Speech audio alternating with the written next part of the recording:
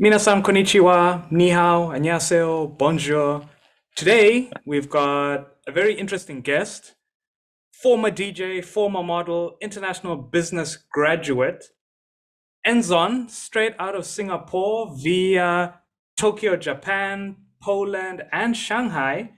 And he's going to share with us some very interesting stories of his life traveling, learning, growing. And I actually met him in Tokyo, Japan. So I think that'll be a good point to start our conversation. Tell me what made you want to go to Tokyo? Dude, I well, we go way back, right? I mean, like that Tokyo trip was, I don't know, maybe 6 years. And back then, Tokyo has always been kind of like a land of inspiration in terms of, like creative arts. If you're talking about culture, so rich in heritage. If you're talking about pop culture, movies, animations, and so on and so forth.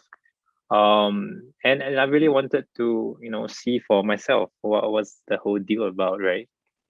And so yeah, I went online, looked for a university that I would probably get in, and that was it. It was a 6 months program. I met you along with the bunch of very cool international and Japanese students. Oh, I love them. Pascal, Tetsuya, Kenzo, right, Daisuke, uh, and all the fun memories. It was a crazy 6 months, yeah. And dude, remember that we did kind of like a music video thing. I Yeah. couldn't forget. We were yeah, it Such a was cool like project. the so It, one night we came from I came from drinks, had a couple too many, and I saw like two rappers. They were kind of doing some freestyle rapping in the park. And with whatever limited Japanese I knew, I went up to them like, "Konbanwa, watashi wa DJ, mina kakoi, um, let's write a song together." Right. And apparently they knew a bit of English, so it wasn't that hard. Next day I woke up, I sobered myself up, I started, laying down the beats, laying down the synths and everything. Um, and yeah, it was just like that. And next thing we knew, we wanted to do like a full production recording, which included like the whole music video. And I was like thinking, oh, I don't have any, cameras. I don't know nothing about recording. And then you came up. You're like, hey, yo. And yeah, it just went for that. Yeah. I think it really says a lot about your personality and your passions because you clearly love to put projects together and you know how to recognize an opportunity and also read people because many people often have a good idea, but it's so important to be able to execute on ideas that you have. So, again, one of the reasons why I was always interested with working with you is because you seem to have a direction that you wanted to do things. So you had an interest in DJing, so you already went into doing events. I believe I also we did a boat event. Um, Yeah. that was Mm-hmm. also Yeah. amazing It was a networking. Christmas. Yeah, it was a Christmas boat party. Mm. Apparently, one of the boat owners, he was probably like a contact I met from somewhere in Japan. It's always like that, right? A friend of a friend, and then you kind of get to know each other. And he was asking me to DJ for a boat party for Christmas, or was it New Year? One of them, right? And did you remember like there were um really weird costume dances on the boat? And it was my first time DJing on a boat, right? And mixing when the whole entire boat was like walking back and forth. It was quite a challenge. But it was a cool experience. Yeah. I think that's just how Japan goes. If you're somebody who is able to network and you've got a dream, things happen. Um, things can happen if you really put yourself out there. And we mentioned Rikyo University, and I actually made a video. Probably the second biggest video on my channel was about Rikyo University. And Mhm. what were some of the unique or special things that you gained from Rikyo that you felt you couldn't get from any other university? Oh,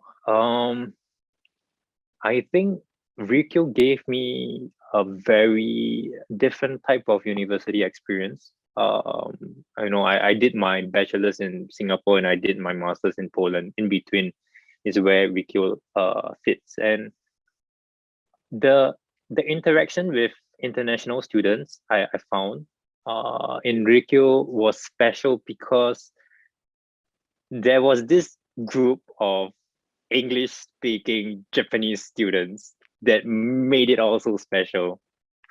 Um, and the gang is always there to teach us a little more, share with us a little more, and interact with us. And you know how I visited a lot of places, and usually the people, they kind of stick together. For example, if let's say a bunch of Singaporeans, they were to go on exchange, they would usually stick together in a group.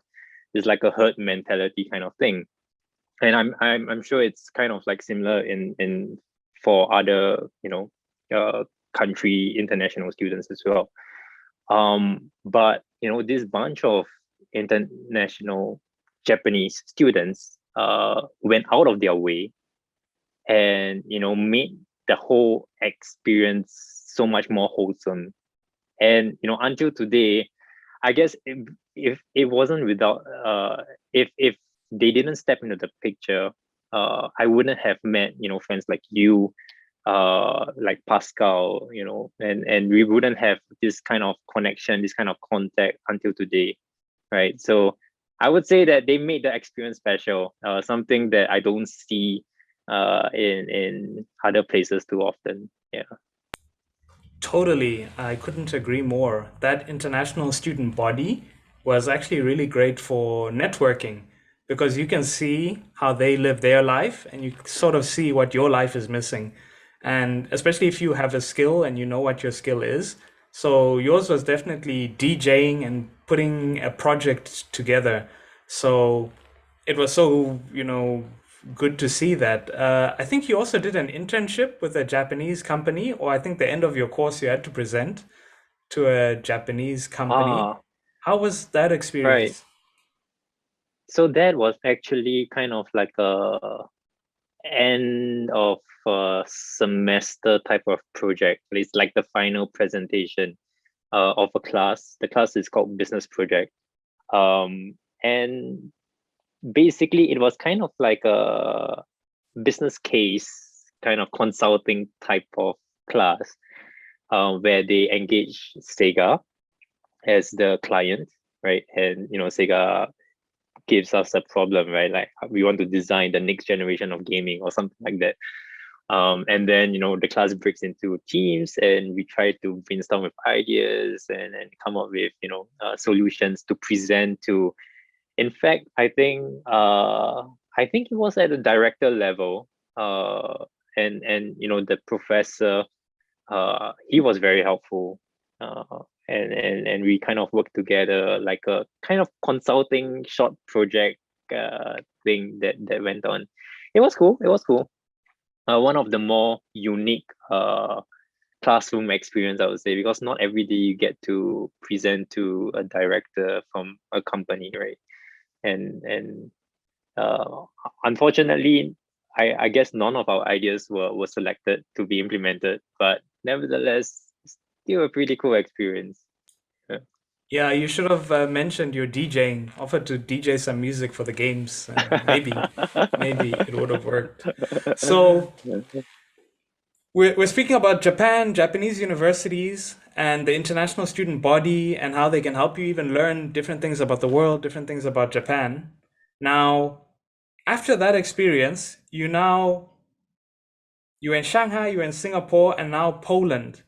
What did the Polish universities offer you that was unique that you weren't getting from the Japanese universities or the Singaporean universities or your trip in Shanghai? What Well, to be 100% honest, after in the middle of our second semester, because I did 4 semesters for the entire program.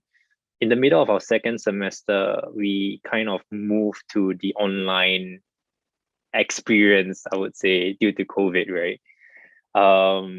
So it was quite I think many students felt shortchanged in a way, like they want to study to get the experience of interacting with one another face to face, right? Those kind of interactions, but we kind of have to move our interactions to online, which was also a little weird because that was actually how we bonded. We bonded over complaining about how the lecturer has been disconnecting so often, things like that, right? And I believe like many students, many working professionals, they are also trying to find a way to resume life amidst this pandemic. But nevertheless, I think one of the most memorable things that I did in school, um, it was of course a story again, if you don't mind me sharing. So it this is was so me and interesting, another please. two. Mm.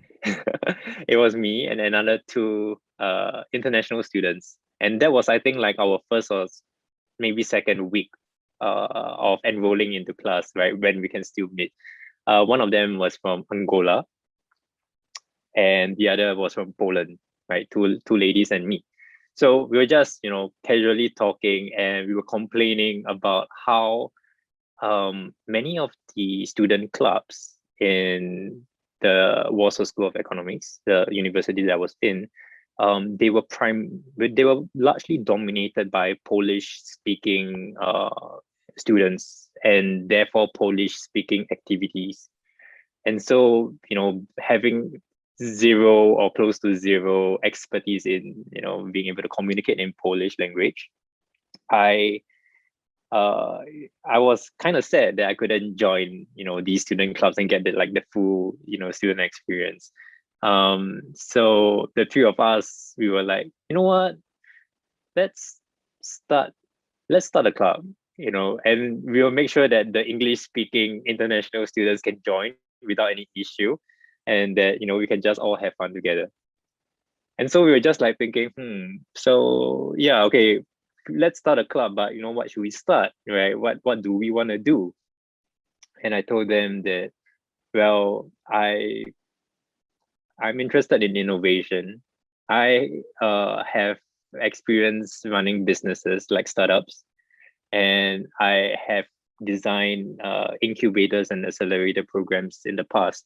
So I'm not sure if you or your viewers are familiar with it, but incubator programs are basically kind of like a 2 month, maybe 2 month long program, a boot camp where startups actually brush up on their business model, for example, their pitch presentation, their testing, market testing, and so on and so forth. So it's kind of like a boot camp where startups actually become better startups, and at the end of it, we have like this event where they are going to pitch their ideas to investors. So something like a Shark Tank kind of thing at the end of the program. So this is basically how we design the incubator program. And I pitched the idea to the two of them, and they were like, yeah, you seem to know what you're doing, so let's let's run with the idea. So that was right before the pandemic actually started. We were doing a lot of planning, um, and we got on board like a few more international students. So something like how we did the music video, right?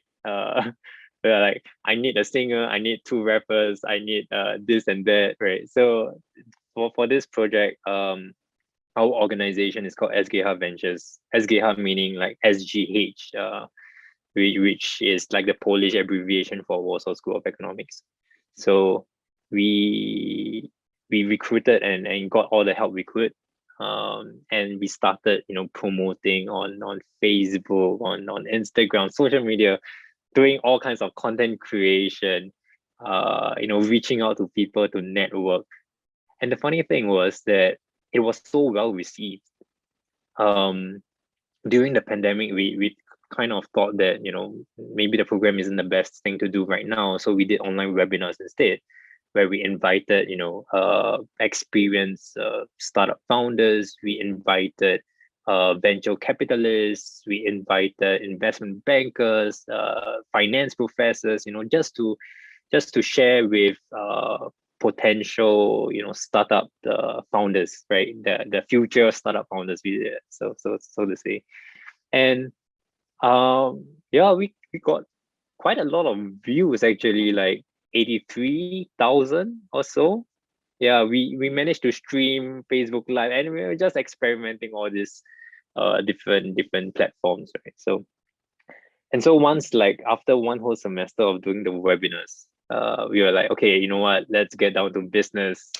We have 2 more semesters, and so let's run this whole program for real, right? And we managed to plan and execute it from start to finish perfectly. It was like, it went so well, it was unbelievable. And the investors turnout was about 30 or 40 representatives of different investment companies in Warsaw.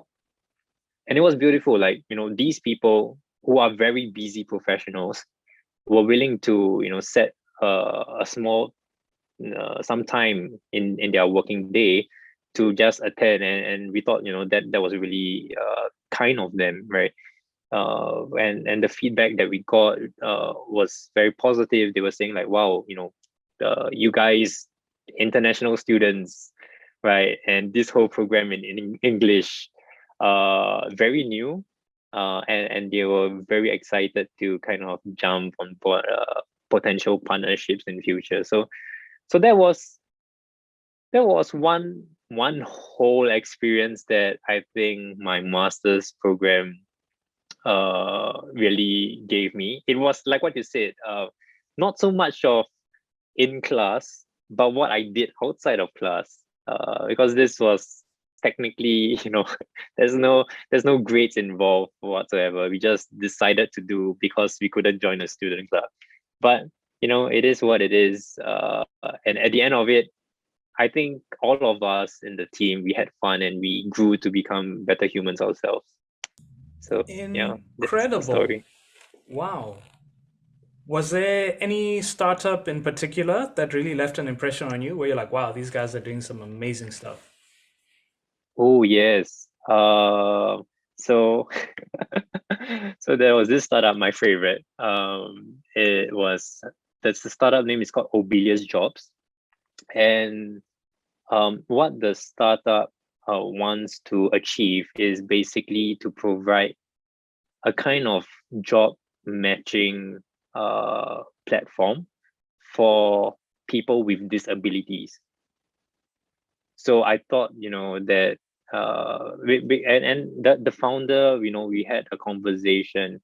Uh, she was so warm and genuine, right? And her whole idea actually started with a story about how someone close to her is physically handicapped, and he has a problem looking for a job, and therefore with her uh, her skills in coding and app development, she wants to create something that could help these communities to be able to make a living, right? Because sometimes having a minor physical handicap does not mean that you cannot work completely, right? There are also different types of work that you can explore. And I just, the moment I heard the idea, I fell in love with it. It's not something very new, let's be honest, right? But it is something that I think the world needs. I think that if we are looking at startups, we don't need another new plastic bottle. We don't need another new plastic product. What we need are startups that can help people, can empower people, founders with a heart, found the people who would see the idea through. This is what the world needs right now, right? And therefore, like when she applied to the program, and I was basically reviewing all the applications to see which startups we are taking in. Yeah, my favorite, hands down. So true. Wow, you really use this time to be productive. And again, your ability to put projects together and network with international people has really been such a valuable skill. You having studied in just different countries at, such amazing universities is what I'd really like some advice on. I thought you'd have to be like a genius or something to get a scholarship to study abroad. Do you have any advice or tips when doing a scholarship application for a foreign university? um so I would say that in terms of applying not only for scholarship, but I think the mentality works for any kind of applications or interview, that you might want to put yourself in the interviewer's shoes, the person reviewing your application, because just like a switch of perspective, and you would kind of know what you should look out for. For example, I had two scholarships. One was to Japan, another one was to Poland. And the one in Japan, what I wrote for my application was that I wanted to learn about Japanese culture, which is true among many other reasons, right? But I told them straight up, that's my primary reason, because of the people I interacted with. I know some Japanese who are working in Singapore, and they are inspiring, human beings. And I want to learn more about culture and meet more Japanese people. So why did I pick that reason to highlight during my application was because the agency that I was applying for is an agency that promotes Japanese culture. It promotes cross-cultural interactions, right? And this is something that they would want to hear, as compared to other reasons like, I want to try. I've always been fascinated with ramen since the age of 10, right? I mean, if you put yourself in the reviewer's shoes, you kind of know what they want to hear, and then you can just find your way. Of course, I would recommend writing something that is sincere. Definitely, something that is maybe add a bit of storytelling. I think that will go a long way, because the person you're writing to is not a robot, right? The person reviewing your application is a human being. So add some storytelling, and I mean, that is how I would approach it. For Poland, I obviously did not write that, oh, I'm applying for a scholarship because my fiance is Polish. Of course, I couldn't write that, right? So among those reasons, one of the reasons I wrote was that I was doing a consulting research project for the whole of Europe, and actually that's how I stumbled upon Poland. And the more I researched, the more I found Poland to be a very interesting place for economic development, right? So I started to bring some of the stuff that I researched about Poland into the story, and yeah, basically, and I think that was appealing to the agency that was applying the scholarship for, because that agency wants to promote like higher education in the areas of economic, of finance, or those areas. So that's it. I mean, if any advice, just be smart about it, right? Think of what you want to see if you are the reviewer, and try to write some stuff out. Yeah. Insightful. Was it difficult studying at a Polish university? Were they very elitist, or um, any tips or advice on how to pass? I think I was the most competitive one in there. Uh, coming from, I mean, fitting the stereotypes of me being an Asian, and me coming from Singapore, which is a very competitive environment. It's just in my blood to, I'm gonna do my best for each subject. I'm gonna, but my friends, they were really chill about, the studies. I mean, it's more of an experience for them, to just go in and experience class. So it wasn't a stressful environment. If you want to pass, there's nothing stopping you, right? It should be quite an easy experience. Um, but I think, like, as I studied, I kind of influenced my friends around me to also do do the work, right? Push the extra effort, push. Um, and yeah, we started to work hard and play hard together, and I guess, like, that's always been kind of the way I approach things. We do our best when it comes to work, and then we go all out when it's time to party. So the friends that actually stuck around me were the same friends who started SGH Ventures with me as well. So yeah, in terms of stress level, in terms of studying experience, I would say that, the Polish university, they are actually very, very nice. Um, the studies that I went to were conducted in English, so that actually kind of almost completely removed the language barrier. Because Polish language is really, really difficult. I'm not even kidding you.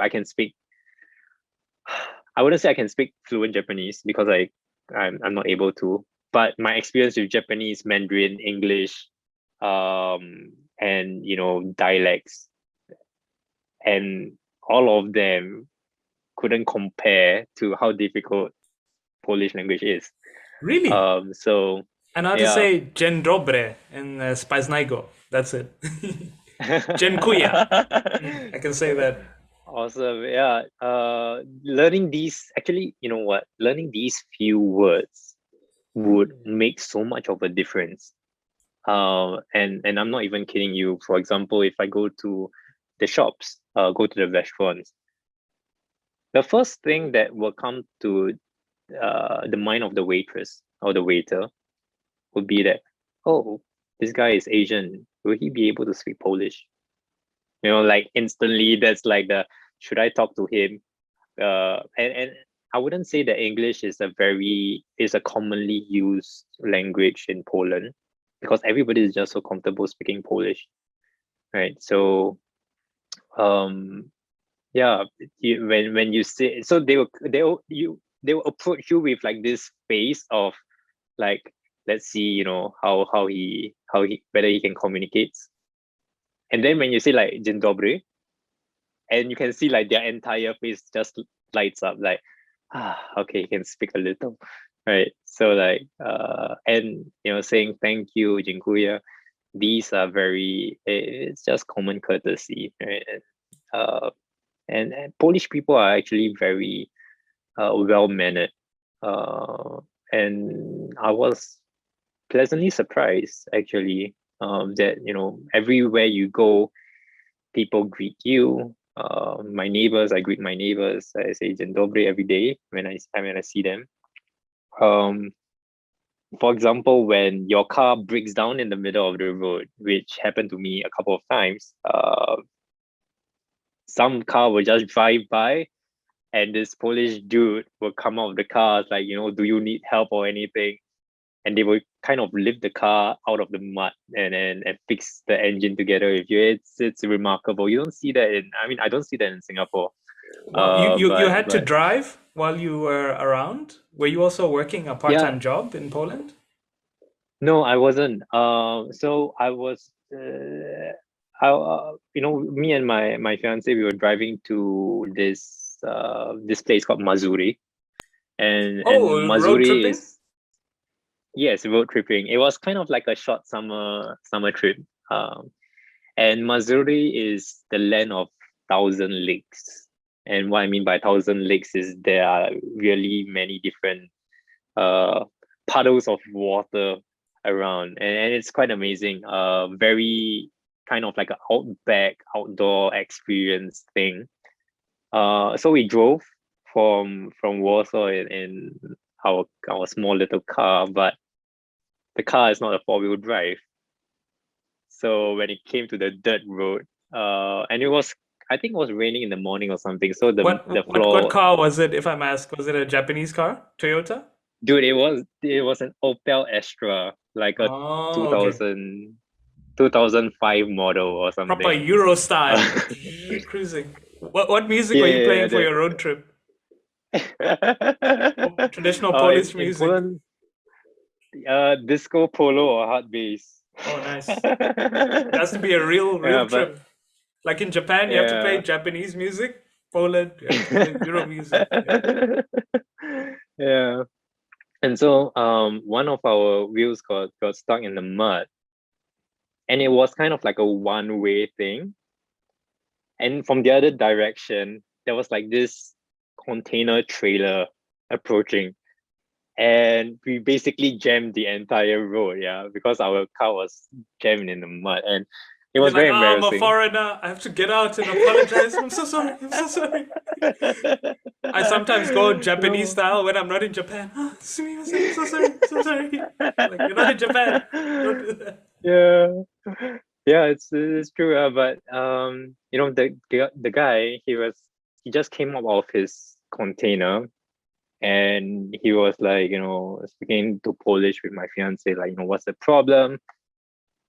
And he just went down with the mud, like the ground was mud, but he just went down with his body touching the ground to hook like one of the bottom of the car, right, to in order to like drag it out.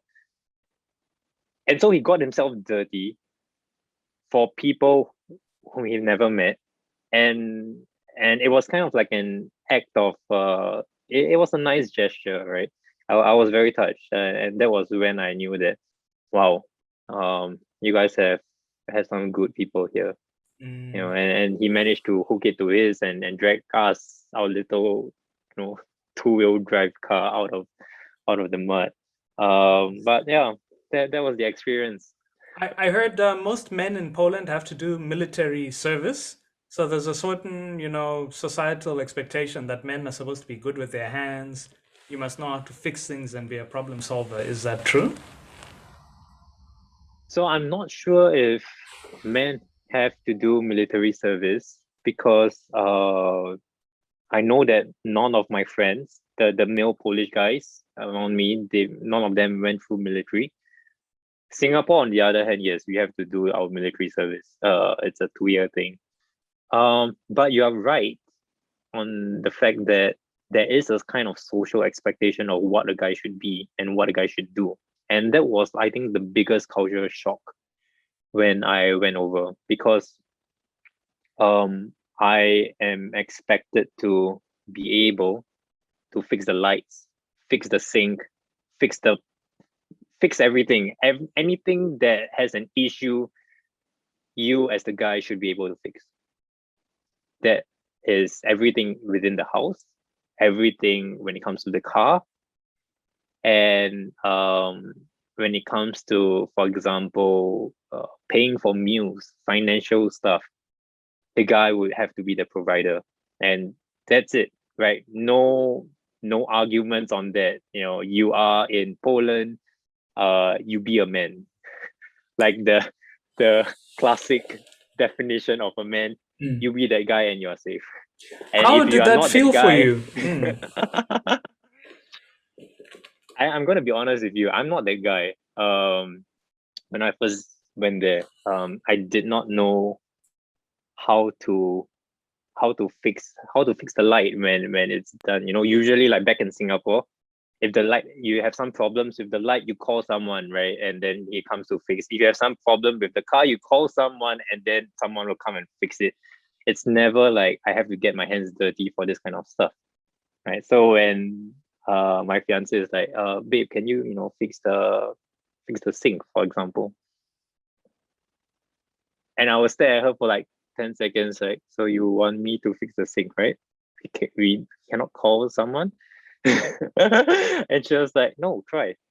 You have to, I mean, this is common knowledge, right? And you have to do this. So yeah, roll up my sleeve, right? Watch some YouTube videos, make a list of things I have to buy, bring my tools, borrow my tools from her dad. And Use the her dad consulting has like this. experience, analyze the situation, business study, what materials will I need?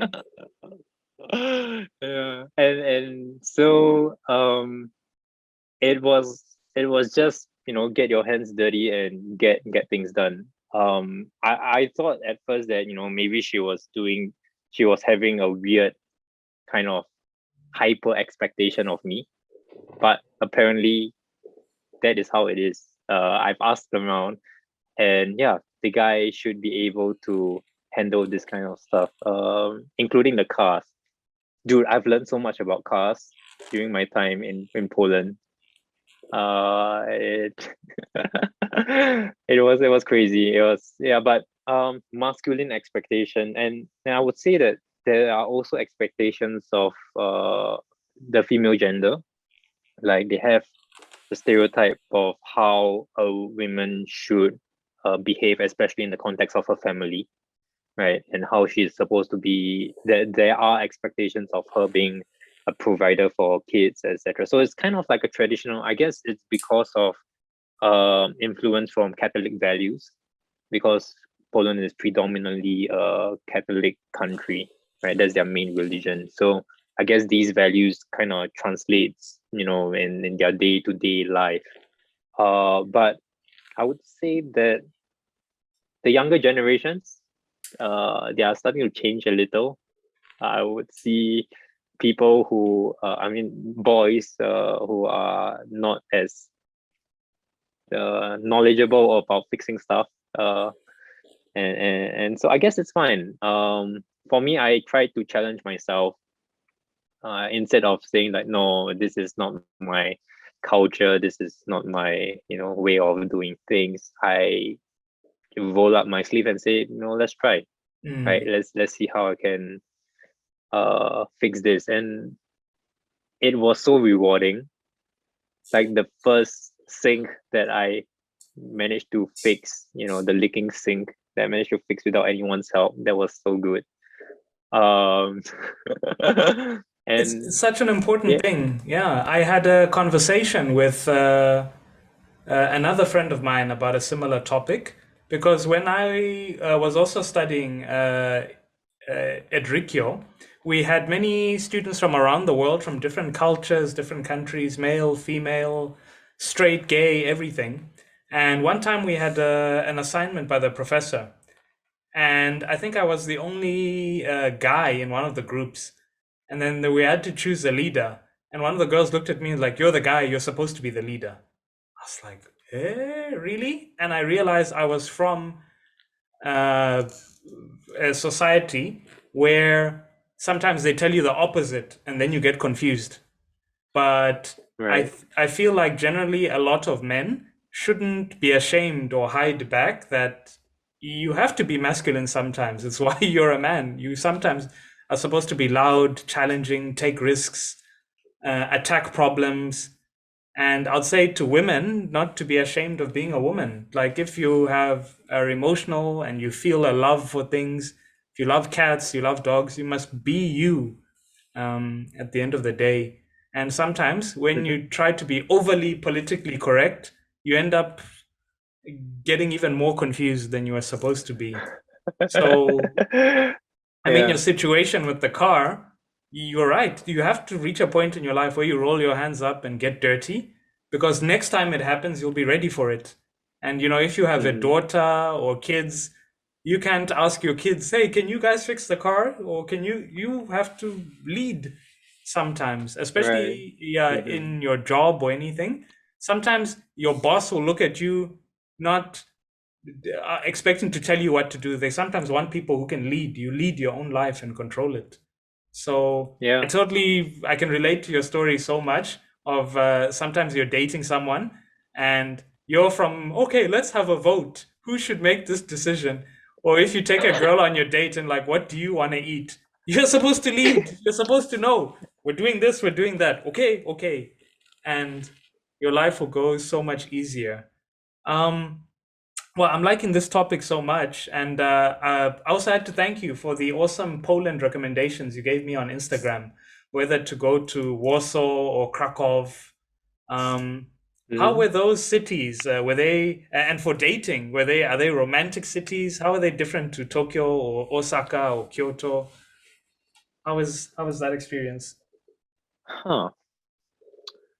So for those who are familiar with Japan, my favorite dating region or area would have to be Yokohama.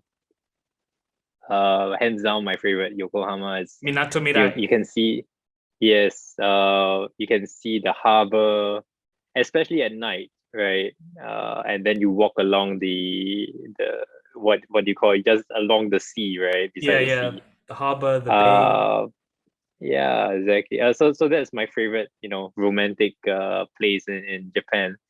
Um, for Poland, I would say that it's a different kind of romance. It's not so much of like the Paris kind of romance. Um, Poland has very beautiful nature, scenic landscapes.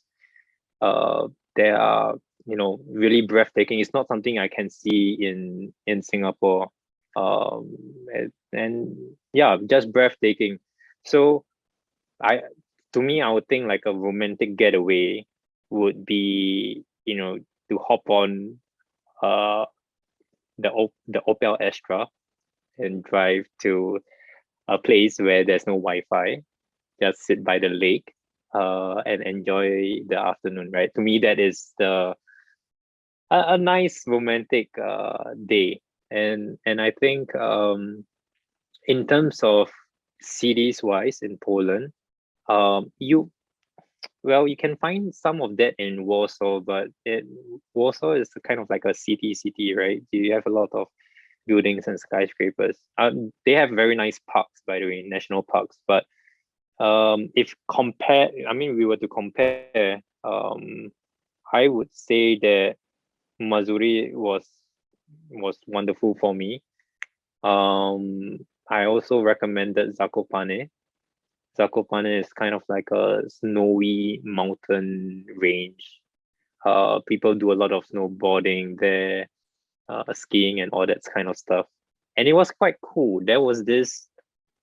I went there with my fiance during winter, and there was this horse riding kind of experience thing. I mean, yeah, it sounds touristy.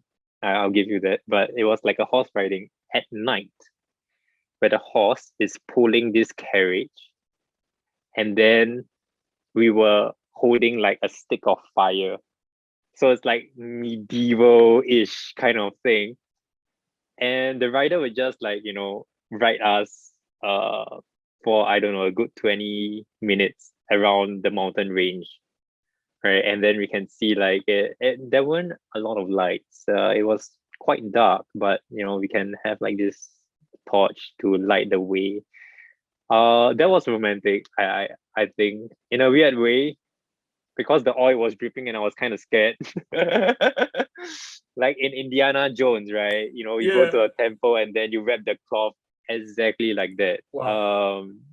But yeah, these kinds of experiences is the more nature, the more non-traditional type of romantic getaways would be those that I actually look out for. Um yeah, so that's my thoughts. Incredible. Like, it's great that I can actually ask someone who's done it because before I used to go on YouTube and I'd look up recommendations, and you always wonder, is it true? Is it not true? And especially because you can compare it to Japan, I sort of have an idea of what to expect. How was the Polish food? And I believe the pierognis, the little dumplings, are really delicious and really healthy. Tell me a bit about Polish food compared to Singaporean, compared to Japanese food. Okay. I believe you were referring to pierogis. Pierogis. There we Piero go. yeah, Pierogis. pierogis, I think, yeah, they are famous. They are made famous by Polish. Not sure if it is strictly Polish though, because I know that the Russians, they also eat a bit of pierogi. Um, Polish food. Now coming to food, dude, I think I have some good perspectives.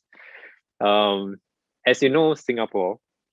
I came from Singapore, and in Singapore we have a lot of good food. Uh, like because we have different races and ethnicities. So what happens is we have like a huge variety of food that's really good. It's not like some Vietnamese wannabe restaurant. It's like authentic Indian curry kind of food, where the spice really like burns your tongue, kind of, So, and with different types of races, bringing their best dishes on the table, we also have like this kind of fusion stuff in Singapore that that we don't see anywhere else in the world.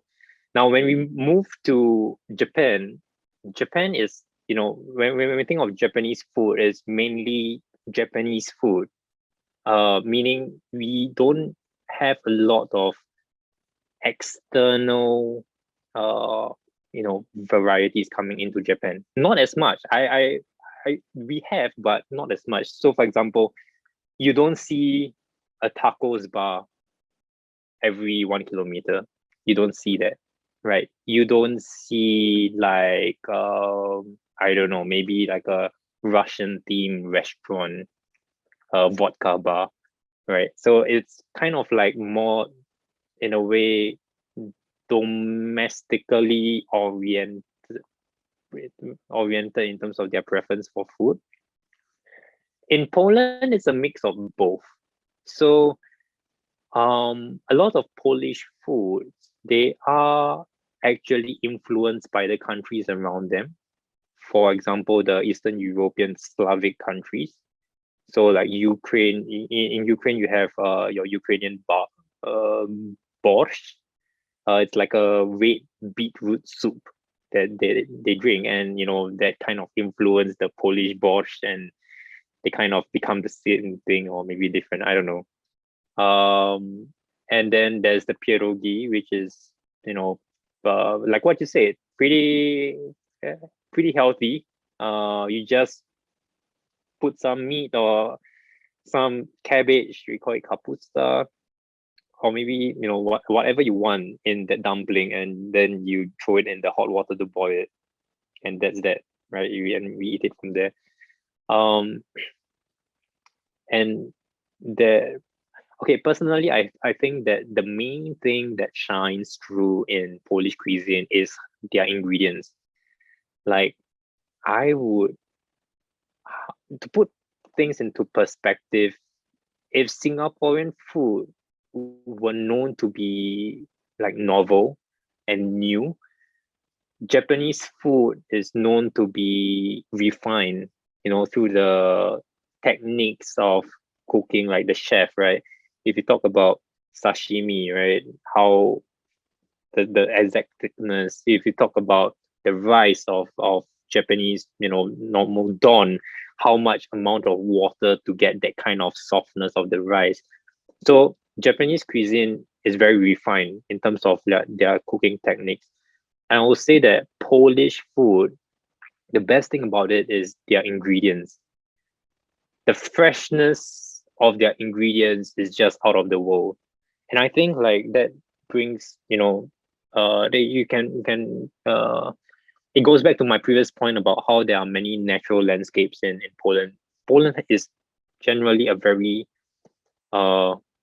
nature oriented kind of place, and with that you have a lot of very fresh vegetables, tomatoes, potatoes, and meat as well. We don't taste that genetically modified thing. No, we don't taste that. It's really just good natural type of meat, and you can just tell the difference. Like you'll be like, how do you know it's not GMO? Like, dude, just taste it and you'll realize that this shit ain't GMO, right? Um, for me, I think that's where Polish cuisine shines the most, because if you don't have good ingredients, you lost half the battle. Um, so like in Singapore, I can get seafood readily available because we are like a coastal island. In Poland, seafood is not that common. People don't usually eat like prawns or lobsters or crabs. So yeah, because basically the ingredients is not fresh, right? When it arrives in the city. So I guess like their emphasis, the Polish cuisine, they emphasize a lot on the freshness, the authentic taste and flavor of how food is supposed to be. They are experts and masters of that. My fiance, her mom used to be a chef of a restaurant, so I get to try the very best of Polish cuisine every time when I visit her mom. And yeah, it's a wonderful culinary experience. I want to thank you so much for such a detailed answer. And, I'm already planning my road trip through Poland. I'm not going to take up your whole night, but I want to thank you so much, Enzon, for this interview. And I hope for anyone listening, you found it really insightful on how to study, uh, hopefully get a scholarship, maybe visit Japan, maybe visit Poland, maybe visit Singapore. And yeah, this was an awesome interview. Any last thing you'd like to add? No, I just thanks for inviting me over, and yeah, it's always a good time with you, Titch. Always a good time. Many thanks. Hoping to meet you again somewhere interesting in the world, eh? I hope the adventures continue. Mm-hmm. Looking forward to it. Ending Yeah. it there.